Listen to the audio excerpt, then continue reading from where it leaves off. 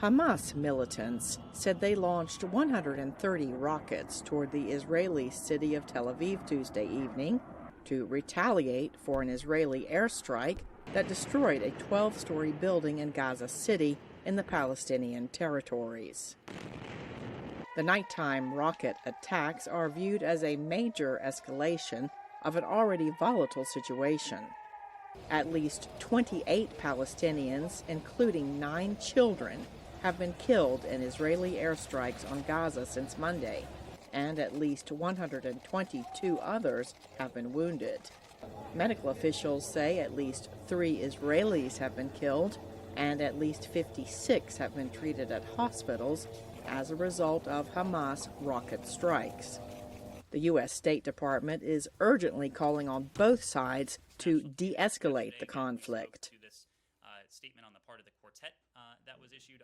We are deeply concerned about the escalation between Israel and those launching rockets from Gaza, and we call for restraint and for calm.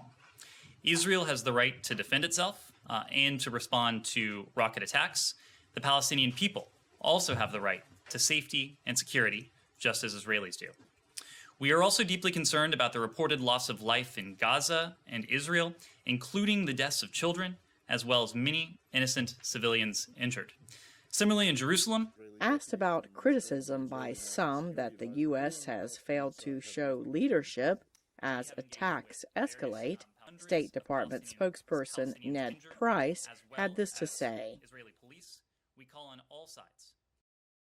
Well, I would respond to that criticism, Matt, by noting that the United States is doing what we can, knowing that we don't our ability in certain situations is going to be, in some cases, limited. But we are speaking to our partners. With disturbing images of both Palestinians and Israelis running for their lives, experts say leadership and diplomacy have vital roles to play.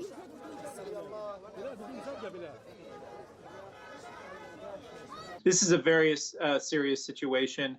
It demonstrates that there's a leadership vacuum in the region that's being exploited by extremist actors. Anytime anyone is using violence and launching missiles in a haphazard way, as we're seeing right now with missiles that could hit anyone, Israelis or Palestinians, it demonstrates that things have gotten far out of control, and that I think this is an opportunity for the United States to lean in with diplomacy to try to de-escalate tensions.